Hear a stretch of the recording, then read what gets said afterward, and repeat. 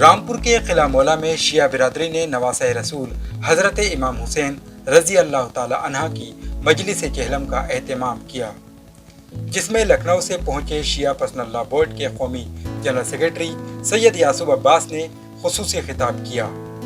اس موقع پر انہوں نے ملک کے موجودہ حالات پر فکر انگیز گفتگو کرتے ہوئے ملی اتحاد کو مضبوط کرنے پر زور دیا۔ مسئلہ کیا ہے کہ مسلم علماء میں اگر سے ایک ساتھ ایک چھت کے نیچے بیٹھیں اور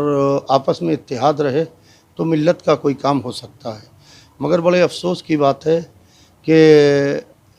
ہر شخص اپنی 1.5 اینٹ کی مسجد الگ بنائے ہوئے ہے، جبکہ اتر پردیش میں سیاسی پارٹیاں بھی اب سرگرم ہو گئی ہیں اور اتر پردیش میں ویدھان سبھا کا الیکشن ہے، مگر مسلم علماء نے ابھی تک کے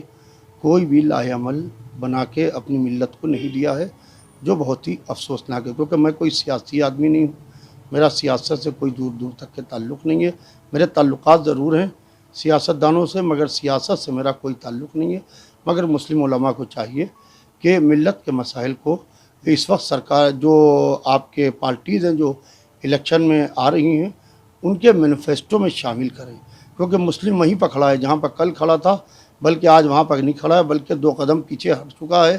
لہذا ضرورت اس بات کی ہے کہ ملت کو کس طریقے سے آگے بڑھایا جائے، اس کے لیے سب کو مل کے کوشش کرنا چاہیے۔ رامپور کی محمد علی جوہر یونیورسٹی پر حکومتی کارروائیوں سے متعلق اپنے سخت رد عمل کا اظہار کرتے ہوئے سید یعصوب عباس نے کہا کہ کسی بھی تعلیمی ادارے کو تعصب کی عینک لگا کر نہیں دیکھنا چاہیے۔ دیکھیے، کسی بھی تعلیمی ادارے کو لے کے کوئی بھی سیاست نہیں ہونا چاہیے،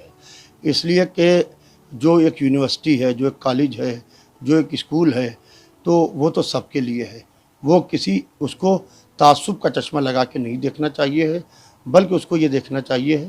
کہ جو یونیورسٹی ہے یونیورسٹی بند نہ ہونے پائے اور کسی شخص کو بے خطا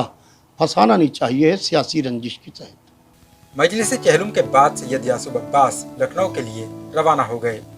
ETV بھارت کے لیے رامپور سے ابوالکلام۔